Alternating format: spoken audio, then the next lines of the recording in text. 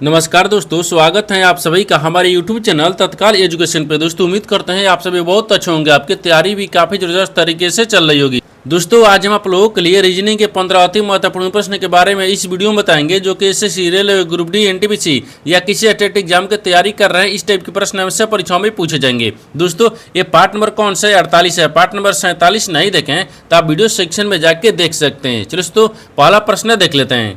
दोस्तों पहला प्रश्न है, इसमें देखिए नीचे दिए गए विकल्पों में से संबंधित संख्या को चुनिए। देखिए नीचे यहाँ पर आपको एक संबंधित संख्या दी है 18 जो है ना आपको 63 ले समित है। ठीक उसी प्रकार से बताना है कि 54 जो है ना इस प्रश्नार्थ के चिन्ह पर इन चार ऑप्शन से किसे समित होगा।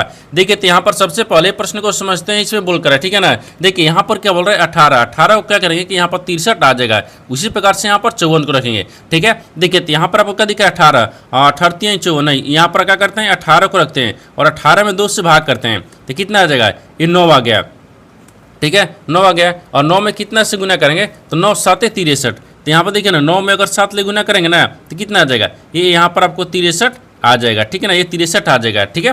देखिए उसी प्रकार से क्या करते हैं इन 54 को भी रखेंगे, ठीक है ना। यहाँ पर 54 दिख रहा है तो 54 को भी क्या करते हैं यहाँ पर आपको 54 रखेंगे, ठीक है ना।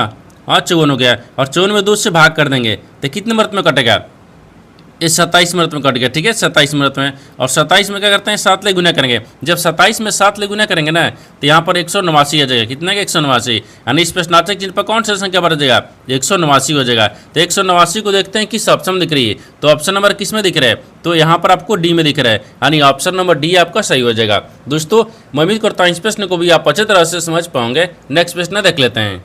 दोस्तों दूसरा प्रश्न है, इसमें देखिए नीचे दी गई श्रृंखला श्रेणी में प्रश्नार्थक चिन्ह के स्थान पर कौन सी संख्या आएगी। देखिए नीचे यहाँ पर आपको एक श्रृंखला दी है, इन श्रृंखला बताना है कि इस प्रश्नार्थक के चिन्ह पर इन चार ऑप्शन में से कौन सी संख्या यहाँ पर भरा जाएगा। देखिए तो यहाँ पर सबसे पहले ध्यान से देखते हैं श्रृंखला किस प्रकार से चल रहा है, ठीक है। देखिए यहाँ पर आपको 35 लेकर हो रहा है 38 हो रहा है, 38 ले यहाँ पर 43 हो रहा है, 43 ले 50 हो रहा है, 50 ले 59 हो रहा है, 59 ले आपको अगला संख्या ज्ञात करना है। देखिए इन श्रृंखला को ध्यान से देखने के बाद में हमको क्या दिख रहा है, हमको ये दिख रहा है कि 35 लेकर लिख रहा है 38 लिख रहा है, तो 35 में 3 को जोड़ दे रहा है 38 हो गया। 38 लेकर लिख रहे हैं 43 लिख रहे हैं, तो 38 में अगर यहाँ पर आपको 40 3 5 जोड़ रहा है, ठीक है ना। ये 5 को जोड़ेंगे तो कितना गया 43 आ गया। और 43 लेकर लिख रहे हैं 50 लिख रहे हैं, तो 43 में अगर 7 को जोड़ देंगे तो 50 आ जाएगा। और 50 लेकर लिख रहे हैं 59 लिख रहे हैं, तो 50 में यहाँ पर 9 को जोड़ देंगे 59 आ गया, ठीक है ना। उसी प्रकार से 59 में कौन सी संख्या को जोड़ेंगे जो अगला संख्या ज्ञात हो गया। तो देखिए यहाँ पर आपको 3 5 7 9, तो यहाँ पर क्या करेंगे 11 कर लेंगे, ठीक है, दो का अंतर चल रहा है, ठीक है ना। अब 11 करेंगे तो यहाँ पर 11 को जोड़ेंगे तो कितना आ जाएगा, यहाँ पर आपको 70 आ गया। कितना है 70 आ जाएगा, यानी इस प्रश्नार्थक चिन्ह पर कौन सी संख्या भर जाएगा 70 हो गया। तो 70 को देखते हैं किस ऑप्शन में दिख रही है, तो ऑप्शन नंबर यहाँ पर आपको ए में दिख रहा है, यानी ऑप्शन नंबर ए आपका सही हो जाएगा। दोस्तों मैं उम्मीद करता हूँ इस प्रश्न को भी आप अच्छी तरह से समझ पाओगे। नेक्स्ट प्रश्न देख लेते हैं।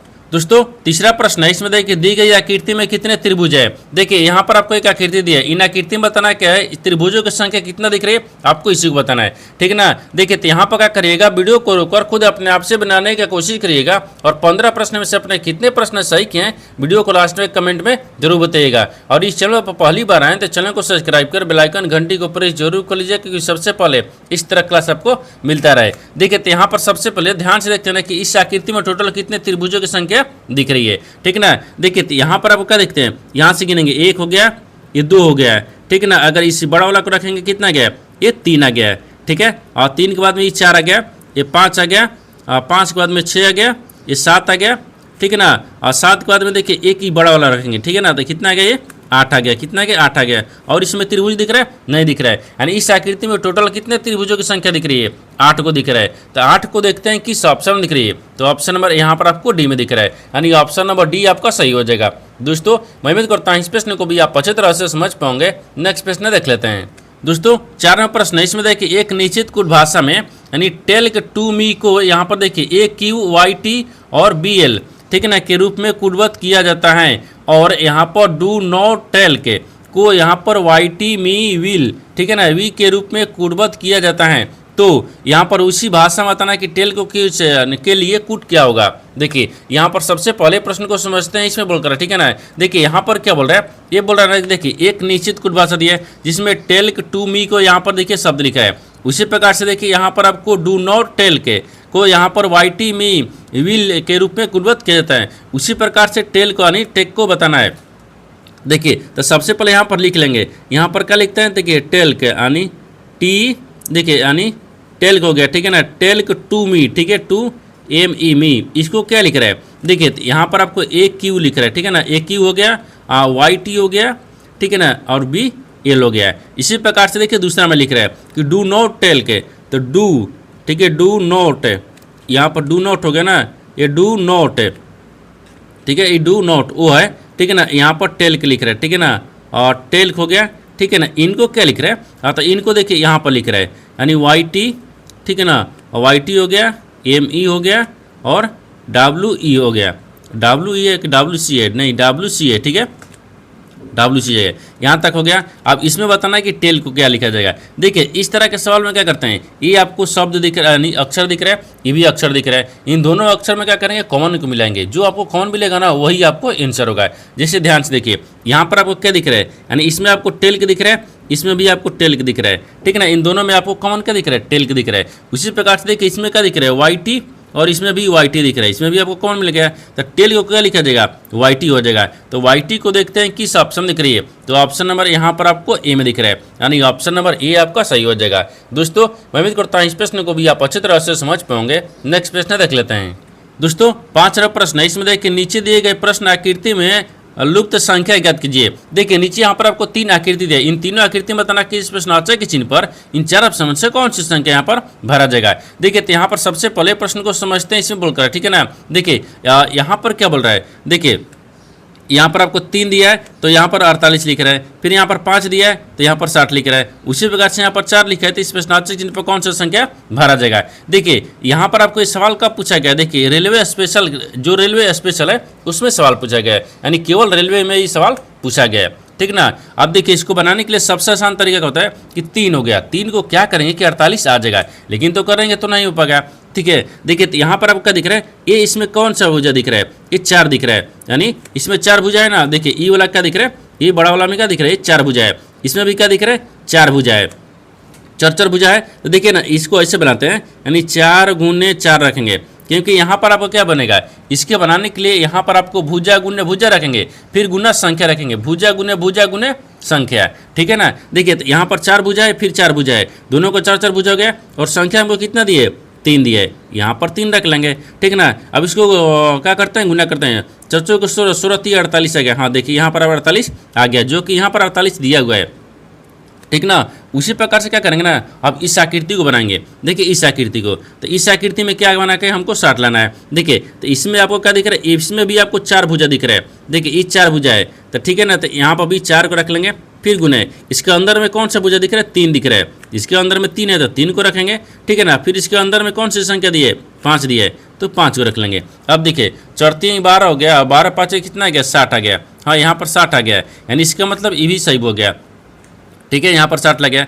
उसी प्रकार से क्या करेंगे, तीसरा आकृति को भी रखेंगे। देखिए इसमें आपको क्या दिख रहा है, त्रिभुज दिख रहा है, तो त्रिभुज है तो 3 भुजा है, ठीक है ना। इसमें भी आपको अंदर में भी त्रिभुज दिख रहा है, तो फिर 3 भुजा दिख रहा है, ठीक है ना। अब यहाँ पर आपको बीच में क्या दिया है, 4 दिया है, तो फिर यहाँ पर 4 रख लेंगे। अब इसको गुना करेंगे, तो 3 को 9, 9 चौके 36 आ गया, कितना आ गया, 36 आ गया, यानी इस प्रश्नार्थक चिन्ह पर कौन सा संख्या भरा जाएगा, 36 हो जाएगा। तो 36 को देखते हैं किस ऑप्शन में दिख रही है, तो ऑप्शन नंबर किस में दिख रहा है, सी में दिख रहा है, यानी ऑप्शन नंबर सी आपका सही हो जाएगा।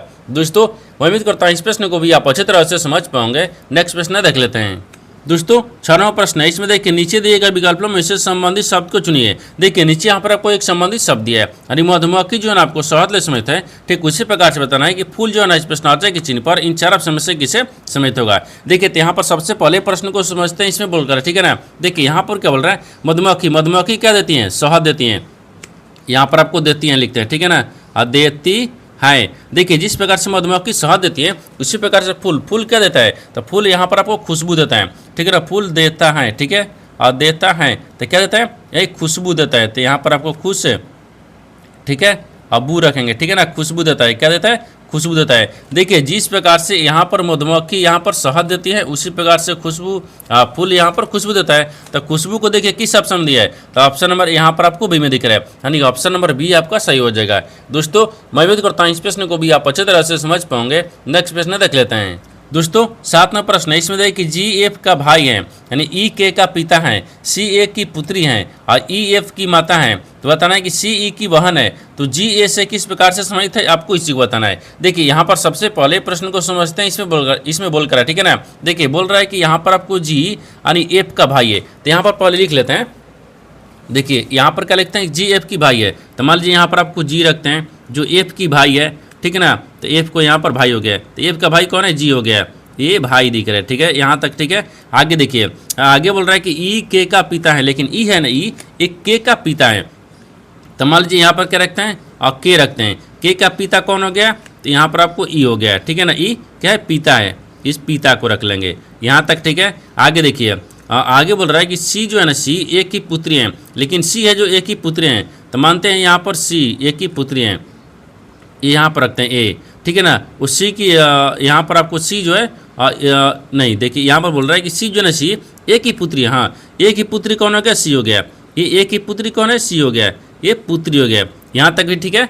आगे देखिए, आगे बोल रहा है कि एफ ई का माता है, लेकिन एफ है ना, एफ ई का माता है, तो ई का माता कौन हो गया, एफ हो गया, ये माता दिख रहा है, ठीक है, माता हो गया, यहाँ तक ठीक है। आगे बोल रहा है कि सी जो है ना, ई की बहन है, सी है ना, सी ई की बहन है, तो ई की बहन कौन हो गया, सी हो गया, ये बहन हो गया, बहन हो गया, ठीक है ना, बहन दिख रहा है, यहाँ तक ठीक है। आगे देखिए, आगे इसमें बोल रहा है कि जी जो है ना, जी ए से किस प्रकार से संबंधित है, यानी जी जो है ए से किस प्रकार से संबंधित है, यानी ए जो है ना, ए वो जी को क्या बोलेगा, आपको इसी को बताना है, ठीक है ना। देखिए यहाँ पर क्या करेंगे ना, यहाँ पर आपको एक बार डायग्राम में ध्यान से देखिए और प्रश्न को देखिए। देखिए यहाँ पर बोल रहा है कि जी एफ की भाई है, ये दोनों आपस में क्या दिख रहे हैं, इसका भाई है, ये तो ठीक है, लेकिन इसका ये माता दिख रहा था, माता है तो ये माइनस ले हो गया, ये भाई हो गया तो प्लस ले।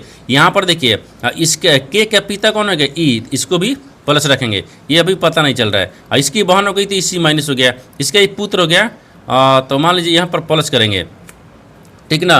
अब देखिए बोल रहा है कि पिता भाई हो गया, अब बोल रहा है कि ई के का पिता है, लेकिन ई जो है ना, ई वो के का पिता है, तो के का पिता कौन हो गया, ई हो गया। जब इसका ये पिता हो गया, ठीक है ना, इसका ये पिता हो गया, तो यहीं से छोड़ दीजिए, इसको यहाँ से घुमाएंगे। अब बोल रहा है कि ई यानी सी जो है ना, ई की बहन है, यानी सी जो ई की बहन है, तो ई की बहन कौन हो गया, सी हो गया। जबकि तो यहाँ पर एक पुत्र हो गया, तो पुत्र के ये भाई हो गया, भाई के ई माता हो गई, तो यहाँ पर क्या हो जाएगा, यहाँ पर इसका ये पुत्र दिख रहा है, एक की पुत्री है तो पुत्री की भाई, तो पुत्री हो गई, तो पुत्री की भाई पुत्री हो गई, और पुत्री की माता क्या हो जाएगी, यहाँ पर पत्नी हो गई, और पत्नी के भाई क्या हो गया, साला हो जाएगा। तो यहाँ पर ए जो है ना, ए तो यहाँ पर जी को क्या बोलेगा, ये साला बोलेगा, क्या बोलेगा, साला हो जाएगा। तो यहाँ पर आपको देखिए साला, तो साला देखिए किस ऑप्शन में दिख रही है, तो ऑप्शन नंबर यहाँ पर आपको सी में दिख रहा है, यानी ऑप्शन नंबर सी आपका सही हो जाएगा। दोस्तों मैं उम्मीद करता हूँ इस प्रश्न को भी आप अच्छी तरह से समझ पाओगे। नेक्स्ट प्रश्न देख लेते हैं। दोस्तों 8 प्रश्न, इसमें देखिए उस वेन आरेख का चयन करें जो दिए गए वर्गों के बीच संबंध को सर्वोत्तम रूप से दर्शाता है। देखिए नीचे यहाँ पर आपको 3 शब्द दिया है, इन तीनों शब्द को बताना है कि आपस में कैसे संबंधित हैं और इन 4 वेन डायग्राम में से कौन सा वेन डायग्राम बनेगा। देखिए तो यहाँ पर सबसे पहले ध्यान से देखते हैं कि तीनों शब्द में से कॉमन कौन सा मिल रहा है। ठीक है, देखिए अच्छी दिया है, बिलिया दिया है और काली दिया है, तो सबसे कॉमन हमको क्या दिख रहा है, बिलिया दिख रही है, यानी बिलिया सबसे कॉमन क्या दिख रहा है, बिलिया दिख रहा है। यानी बिलिया, कुछ बिलिया यहाँ पर आपको अच्छी भी होती है, ठीक है ना, यहाँ पर अच्छी भी होती है, कुछ बिलिया अच्छी भी होती है, कुछ बिलिया यहाँ पर काली भी होती है, ठीक है ना।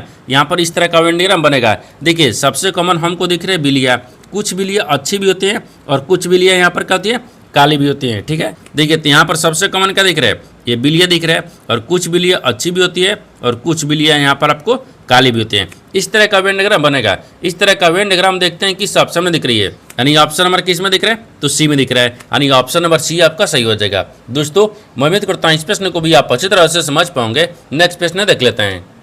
दोस्तों 9वां प्रश्न, इसमें देखिए एक पासे के विभिन्न यानी फलकों पर 6 अक्षर यू वी डब्ल्यू और एक्स वाई और जेड लिखे गए हैं। नीचे चित्र में इस पासे की 2 स्थितियां दिखाई गई हैं, यानी अक्षर भी के विपरीत फलक पर कौन सा अक्षर है, आपको इसी को बताना है। देखिए यहाँ पर सबसे पहले प्रश्न को समझिए, इसमें बोलकर है, ठीक है ना।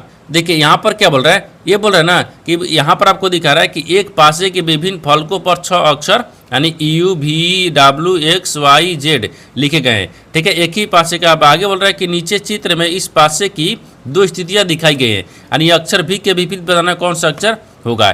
देखिए यहाँ पर आपको क्या करना है, यानी एक ही पासे के यहाँ पर दो स्थितियों को दर्शाया गया, जो दोनों स्थितियाँ में क्या करेंगे, दो फलक जब एक समान दिखेगा ना, तीसरा एक दूसरे का विपरीत होता है। यानी दोनों ही देखिए, दोनों स्थितियाँ में जब दो फलक एक समान दिखेगा तो तीसरा एक दूसरे का विपरीत होता है। जैसे ध्यान से देखिए, यू और यहाँ पर आपको क्या दिख रहा है, भी दिख रहा है, इसमें मिल रहा है यू और भी नहीं मिल रहा है। देखिए यहाँ पर यू और एक्स मिल रहा है, यहाँ पर भी यू और एक्स मिल रहा है। यू और एक्स क्या होगा, दोनों दोनों स्थितियाँ में जब दो फलक एक समान दिखेगा ना तो तीसरा एक दूसरे का विपरीत होता है। यानी जैसे अब भी का विपरीत क्या हो गया, जेड हो गया। तो यहाँ पर भी दिख रहा है, भी का विपरीत क्या हो गया, ये जेड दिख रहा है। तो जेड को देखते हैं किस ऑप्शन में दिख रहे हैं, तो ऑप्शन नंबर यहाँ पर आपको सी में दिख रहा है, यानी ऑप्शन नंबर सी आपका सही हो जाएगा। दोस्तों मैं उम्मीद करता हूँ इस प्रश्न को भी आप अच्छी तरह से समझ पाओगे। नेक्स्ट प्रश्न देख लेते हैं। दोस्तों 10वां प्रश्न है, इसमें देखिए अक्षरों के उस संयोजन का चयन कीजिए जिसके अक्षरों में दी गई श्रृंखला के रिक्त स्थानों में क्रमिक रूप से रखने पर श्रृंखला पूर्ण हो जाएगी। देखिए यहाँ पर सबसे पहले प्रश्न को समझिए, इसमें बोलकर, ठीक है ना। देखिए यहाँ पर क्या बोल रहा है, एक अक्षर का श्रृंखला दिए, इन अक्षर के श्रृंखला में आपको बताना है क्या है कि इस जो खाली स्थान दिख रहा है इसके जगह पर इन चार ऑप्शन में से कौन सा अक्षर भरा जाएगा जो इस श्रृंखला को पूरा करेगा, ठीक है ना। देखिए तो यहाँ पर सबसे पहले क्या करेंगे ना, इस तरह के सवाल में क्या होता है, इन तरह के सवाल में आपको जो आपको इस श्रृंखला दिया अक्षर का इसमें काउंट करेंगे, यानी गिनेंगे, गिनने के बाद में आपको क्या करें, उससे भाग करेंगे। तो सबसे पहले गिनते हैं इसमें अक्षर कितना दिया हुआ है, ठीक ना।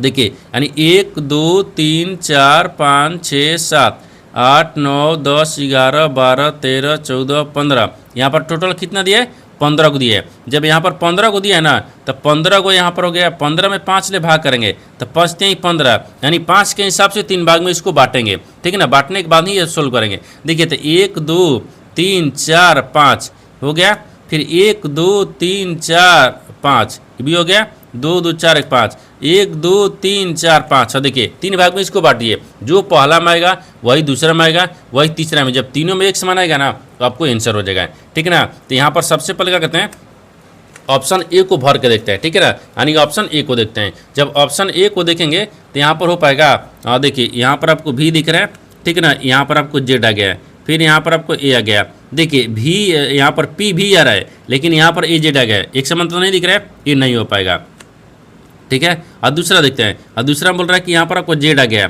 फिर यहाँ पर आपको जेड आ गया, भी आ गया, ठीक है ना, फिर यहाँ पर आपको पी आ गया, यहाँ तक हो गया, फिर यहाँ पर आपको ए आ गया, ठीक है, फिर यहाँ पर पी आ गया, इसको पी रखते हैं, पी के बाद में फिर यहाँ पर आपको जेड आ गया, फिर इसके बाद में ए आ गया, ठीक है, फिर इसके बाद में भी आ गया। अब देखिए तीनों में एक समान दिख रहा है, यानी पी जेड डबल ए भी, पी जेड डबल ए भी, हाँ दिख रहा है, यानी पी जेड डबल ए भी ऑप्शन नंबर किस, यानी ऑप्शन नंबर यहाँ पर बी में दिख रहा है, यानी बी को रखने पर श्रृंखला पूर्ण हो जा रहा है, यानी ऑप्शन नंबर बी आपका सही हो जाएगा। दोस्तों मैं उम्मीद करता हूँ इस प्रश्न को भी आप अच्छी तरह से समझ पाओगे। नेक्स्ट प्रश्न देख लेते हैं। दोस्तों 11वां प्रश्न है, इसमें देखिए दिए गए समीकरणों को सही बनाने के लिए कि निम्नलिखित में से कौन, यानी किन संक्रियाओं को आपस में बदलना होगा। देखिए यहाँ पर सबसे पहले प्रश्न को समझते हैं इसमें बोलकर, ठीक है ना। देखिए यहाँ पर क्या बोल रहा है, एक समीकरण दिया है, इन समीकरणों को सही बनाने के लिए इन दो चिन्ह को आपस में बदलना होगा। इन चार ऑप्शन में से कौन से दो चिन्ह को आपस में बदल देंगे, समीकरण सही बन जाएगा। तो सबसे पहले क्या करते हैं ना, यहाँ पर ऑप्शन ए को देखते हैं, यानी प्लस और भाग के चिन्ह पर रखना है, यानी भागा की जगह पर प्लस को रखते हैं, अब सॉरी प्लस की जगह पर भागा, भागा की जगह पर प्लस रखते हैं। अब इसको सोल्व करते हैं, हमको 12 लाना है, सॉरी 22 लाना है, ठीक है ना। देखिए अगर इसको करेंगे तो 0 मर्त में आ गया, एक मान लीजिए, एक मान लीजिए 1 हो गया। अब इसको क्या करते हैं, 1 है 4 को 16 हो गया, ठीक है, 16 1 हो गया, फिर यहाँ पर 2 हो गया, तो जोड़ेंगे तो कितना आ गया, 6 2 8 8 1 9, यानी 19 आ रहा है, और बराबर में 22 आ रहा है, ये नहीं हो पा रहा है, ठीक है। तो यानी इसका मतलब कि ये से इस समीकरण सही नहीं बन पाएगा, ठीक ना। तो ऑप्शन नंबर ए नहीं होगा। ऑप्शन बी को देखते हैं, ऑप्शन बी में क्या लिख रहे हैं, भागा और यहाँ पर माइनस लिख रहे हैं, यानी भागा के जगह पर क्या रखते हैं, माइनस, और माइनस के जगह पर क्या रखते हैं, भागा रखते हैं, ठीक है। अब एक बार देखिए सोल्व करके देखते हैं, यानी 12 प्लस 12 फिर भागा 4 गुने 4 माइनस कितना के 2, बराबर में हमको 22 लाना है, ठीक है ना। अब देखिए इसको क्या करते हैं, तो चरतियाँ ही 12 हो गया, ठीक है। इसमें क्या करते हैं कि 12 हो गया, फिर प्लस में चरतियाँ ही 12, इसको 12 भी रखते हैं, फिर 2 रखेंगे, फिर 22 रखेंगे, ठीक है ना। अब इसको जोड़ेंगे तो 12 दूनी के 24, देखिए अगर इसको जोड़ेंगे तो 12 दूनी के 24, और 24 में से 2 घटाएंगे तो कितना बचेगा, 22 बच जाएगा, ठीक है ना। तो 22 हो गया इधर भी, और 22 हो गया इधर भी। ये समीकरण संतुलित हो गया यानी संतुष्ट हो गया, ठीक है ना। तो संतुष्ट किस ऑप्शन से हुआ है, तो ऑप्शन नंबर बी से हुआ है। ऑप्शन नंबर बी आपका सही हो जाएगा। दोस्तों मैं उम्मीद करता हूँ इस प्रश्न को भी आप अच्छी तरह से समझ पाओगे। नेक्स्ट प्रश्न देख लेते हैं। दोस्तों 12वां प्रश्न है, इसमें देखिए कथनों को पढ़े और दिए गए विकल्पों में से निष्कर्ष को चुने। देखिए नीचे यहाँ पर आपको एक कथन दिया है और निष्कर्ष दिया है। कथन के आधार पर डायग्राम को बनाते हैं और निष्कर्ष के आधार पर प्रश्न को सोल्व करते हैं। तो यहाँ पर सबसे पहले ध्यान से देखते हैं कथन बोलकर है, इसके आधार पर डायग्राम को बनाते हैं, ठीक है ना। देखिए कथन बोल रहा है कि कुछ पेपर पेंसिल है, कुछ पेपर पेंसिल है। तो पेपर कुछ पेपर जो है ना वो क्या है, पेंसिल है। तो यहाँ पर आपको पेंसिल में रखते हैं, ठीक है, पेंसिल हो गया, ठीक है, पेंसिल हो गया। अब आगे देखते हैं कि बोल रहा है कि कुछ पेंसिल बोर्ड है। तो कुछ पेंसिल जो है ना वो बोर्ड दिख रहा है यानी पेंसिल, ठीक है ना, यानी पेंसिल है। कुछ पेंसिल क्या है, बोर्ड है। ये तो आपको क्या सॉरी यहाँ पर पेंसिल बोर्ड दिख रहा है ना, कुछ क्या है, बोर्ड दिख रहा है और यहाँ पर बोर्ड हो जाएगा, ठीक है, बोर्ड हो गया। देखिए यहाँ पर आपको क्या करेंगे, ये कथन का कथन बना दिए, ठीक है ना। यहाँ पर आपको निष्कर्ष को बताना है, कथन के आधार पर डायग्राम को बना दिए। अब निष्कर्ष को सोल्व करेंगे। निष्कर्ष देखिए इसमें निष्कर्ष में क्या दिख रहा है, बोल रहा है पहला में कि कोई पेपर बोर्ड नहीं है। तो कोई पेपर बोर्ड नहीं है, तो कोई पेपर और बोर्ड नहीं है, ठीक तो बोल रहा है, नहीं है। आगे बोल रहा है कि सभी पेपर बोर्ड है, सभी क्या पेपर बोर्ड है, नहीं है, ये भी गलत बोल रहा है।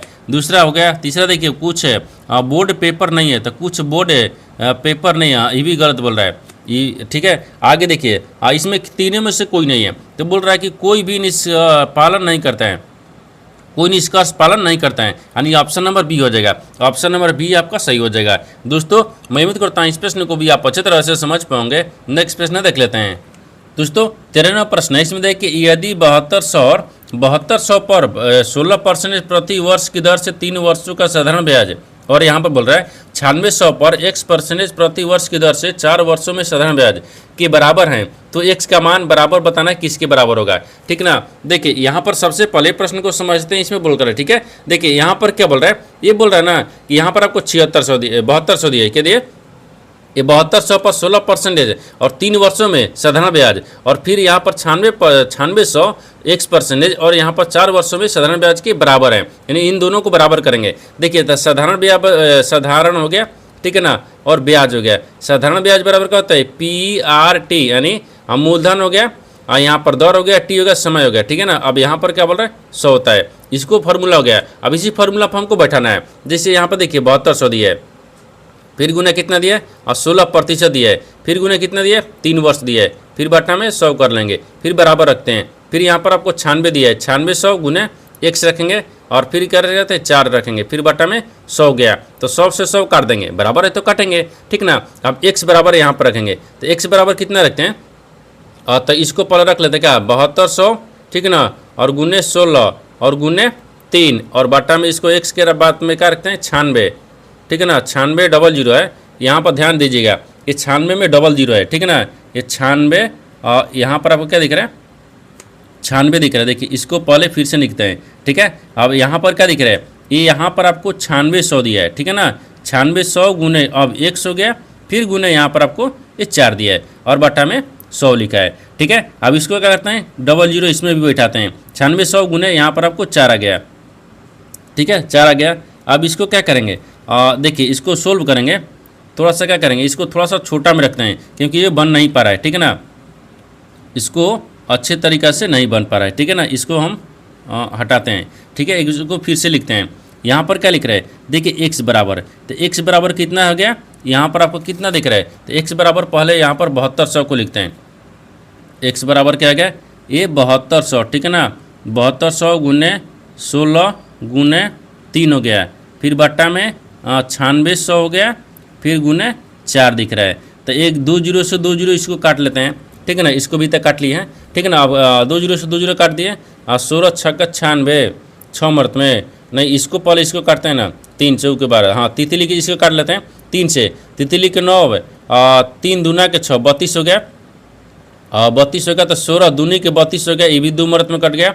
अब इसको भी क्या करेंगे, 4 18 चौके 72 होता है, तो 18 मर्त में काट दिए, इसको 9 मर्त में काट देंगे, ठीक है ना। तो यहाँ पर कितना गया, ये 9% आ गया। तो आपसे बोला क्या है, कि बोला है कि x का मान किसके बराबर है, यानी x का मान किसके बराबर है, तो 9% के बराबर हो गया। तो 9% देखते हैं किस ऑप्शन दिख रही है, तो ऑप्शन नंबर यहाँ पर आपको डी में दिख रहा है, यानी ऑप्शन नंबर डी आपका सही हो जाएगा। दोस्तों मैं उम्मीद करता हूँ इस प्रश्न को भी आप अच्छी तरह से समझ पाओगे। नेक्स्ट प्रश्न देख लेते हैं दोस्तों। 14वां प्रश्न इसमें है कि एक दुकानदार ने अपने मूल्य से यानी 20% अधिक मूल्य अंकित करता है, यदि वह 30% की छूट देता है तो यानी उसका हानि प्रतिशत ज्ञात कीजिए। देखिए यहाँ पर सबसे पहले प्रश्न को समझते हैं इसमें बोलकर, ठीक है ना। देखिए यहाँ पर क्या बोल रहा है, ये बोल रहा है कि यहाँ पर आपको एक दुकानदार है जो अपने क्रय मूल्य से वो 20% अधिक मूल्य करता है, ठीक है ना, अंकित करता है, फिर ये 30% की छूट भी दे देता है, ताकि उसके हानि प्रतिशत कितना होगा। देखिए तो सबसे पहले हानि प्रतिशत बताता है, तो हानि प्रतिशत निकालेंगे, ठीक है ना। हानि प्रतिशत वो बोल रहा है कि क्रय मूल्य से क्या कर रहा है, 20% अधिक कर रहा है। जब क्रय मूल्य से 20% अधिक कर रहा है तो यहाँ पर कितना आ जाएगा। पहले देखिए ना, विक्रय मूल्य को रख लेते हैं, पहले विक्रय मूल्य बनाते हैं, छोड़िए यहाँ पर विक्रय मूल्य को रखते हैं, ठीक है। विक्रय, ठीक है ना, मूल्य हो गया, तब विक्रय मूल्य बराबर क्या होता है, तो 120 करेंगे, क्योंकि यहाँ पर 100 रुपया से 20% अधिक करें तो 120 हो गया, ठीक ना। फिर यहाँ पर गुना रखेंगे, ये 100 में से क्या करेंगे, 30 को माइनस करेंगे, क्योंकि यहाँ पर तो घटाना है, ये बोल रहे हैं ना कि छूट देना है, 30% छूट देना है, बटा में 100 रखेंगे। अब देखिए इसको सोल्व करेंगे तो 120 आ गया, 120 बटा में 70 आ गया और बटा में 100 आ गया, ठीक है। यहाँ पर बट्टा में 100 हो गया। अब इसको देखिए ना, 10 से 10 काट देंगे तो 12 सतह 84 आएगा। यहाँ पर कितना आ गया, 84 रुपया आ गया, कितना आ गया, 84 रुपया। जब विक्रय मूल्य 84 रुपये गया तो फिर हानि प्रतिशत हम निकाल देते हैं। अब निकालेंगे हानि प्रतिशत, ठीक है ना, हानि प्रतिशत। तो हानि प्रतिशत यानी बट्टा कितना होता है, 100 में से यहाँ पर 84 को माइनस करेंगे, फिर बट्टा में और 100 रखेंगे, फिर गुने 100 रखते हैं। इन 100 से 100 काट लेंगे और 84 में से क्या करेंगे ना, 100 में से 84 घटाएंगे तो 16% बचेगा, 16%। तो उसका पूछा है कि हानि प्रतिशत कितना हो गया, तो 16%। तो 16% को देखते हैं किस ऑप्शन में दिख रही है, तो ऑप्शन नंबर किस में दिख रहा है, तो बी में दिख रहा है, यानी ऑप्शन नंबर बी आपका सही हो जाएगा। दोस्तों मैं उम्मीद करता हूँ इस प्रश्न को भी आप अच्छी तरह से समझ पाओगे। नेक्स्ट प्रश्न देख लेते हैं दोस्तों। 15 प्रश्न है इसमें देख कि यदि ए अनुपात बी बराबर यहाँ पर 6:8 हैं, 8 और बी अनुपात सी बराबर 7:10 हैं, तो ए बी सी का मान ज्ञात कीजिए। देखिए यहाँ पर सबसे पहले प्रश्न को समझिए, इसमें बोल कर है, ठीक है ना। देखिए यहाँ पर क्या बोल रहा है कि ए अनुपात बी बराबर 6:8 है और बी अनुपात सी बराबर 7:10 है, तो ए बी सी का मान ज्ञात करना है। देखिए इसको बनाने के लिए सबसे आसान तरीका ए बी, ठीक है ना, ए बी अनुपात, फिर यहाँ पर आपको बी सी अनुपात, यहाँ तक हो गया ना। अब इसी प्रकार से देखिए इसको रखते हैं। देखिए ए अनुपात बी, तो ए अनुपात में कितना दिए, 6 अनुपात, यहाँ पर आपको 8 दिया है। फिर यहाँ पर आपको कितना दिख रहा है, और 7 अनुपात, यहाँ पर आपको 10 दिख रहा है, क्योंकि बी सी का मान ज्ञात करना है, ठीक है ना। अब इसी को हमको सोल्व कर लेना है। देखिए 10 नहीं 80 हो गया, ठीक है, और 7 8 56 हो गया, और 6 7 42 हो गया। अब इसको 2 से भाग करेंगे, जब 2 मरत में इसको 2 से काटेंगे ना तो सब कट जाएगा। ये 40 मरत में कट गया, ये 28 मरत में कट गया। अब इसको हम 21 मरत में काट देते हैं, ठीक है ना, अनुपात इतना आ गया, ठीक है। अब बोल रहा क्या रहा है, आपको ए बी सी का मान ज्ञात करना है। देखिए तो ए बी सी का मान कितना गया, 21 और 28 और 40 आ गया, तो 21 और 28 40। देखिए ए अनुपात बी अनुपात सी बराबर आपको इतना गया। तो देखिए 21 28 और 40 देखते हैं किस ऑप्शन दिख रही है, तो 28 नहीं 21 28 40 ऑप्शन नंबर सी में दिख रहा है, यानी ऑप्शन नंबर सी आपका सही हो जाएगा। दोस्तों मैं उम्मीद करता हूँ इस प्रश्न को भी आप अच्छे तरह से समझ पाओगे। नेक्स्ट वीडियो में मिलते हैं, तब तक जय हिंद। दोस्तों इस चैनल पर पहली बार आए तो चैनल को सब्सक्राइब कर बेल आइकन घंटी को प्रेस जरूर कर लीजिए, क्योंकि सबसे पहले इस तरह क्लास आपको मिलता रहे। और इन सारे प्रश्न का PDF आपको टेलीग्राम पर मिल जाएगा, जो कि इस वीडियो का डिस्क्रिप्शन में लिंक दिया गया है।